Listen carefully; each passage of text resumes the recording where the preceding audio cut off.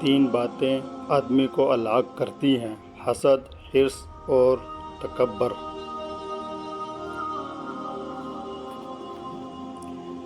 آخرت کا بہترین توشہ تقویٰ اور پرہیزگاری ہے۔ عابد وہی ہے جو اللہ تعالیٰ کی تقسیم پر راضی ہو۔ حرص سے آدمی مصیبتوں میں پھنس جاتا ہے۔ مسلمان وہ ہے جو پڑوسی پر احسان کرے۔ تکبر سے دین ایمان جاتا ہے، چنانچہ شیطان تکبر کی وجہ سے مردود اور ملعون ہوا ہے۔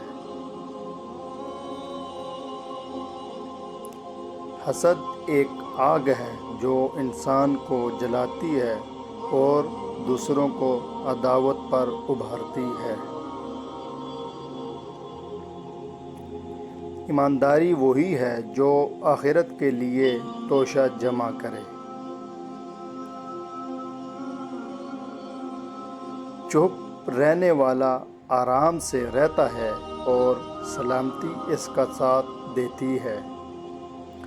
جس کے پاس عقل نہیں اس کے پاس ادب نہیں، جس کے پاس ہمت نہیں اس کے پاس کامیابی نہیں، اور جس کے پاس دین نہیں اس کے پاس حیا نہیں۔ شفیق ترین تیرا بھائی تیرا دین ہے۔ نجات انسان کے مطابقت دین میں ہے اور اسی کی ہلاکت مخالفت دین میں۔ جس کام کی انجام دہی تمہارے لیے دشوار ہو، تم اس پر قادر نہ ہو، اس کی ذمہ داری اپنے سر نہ لو۔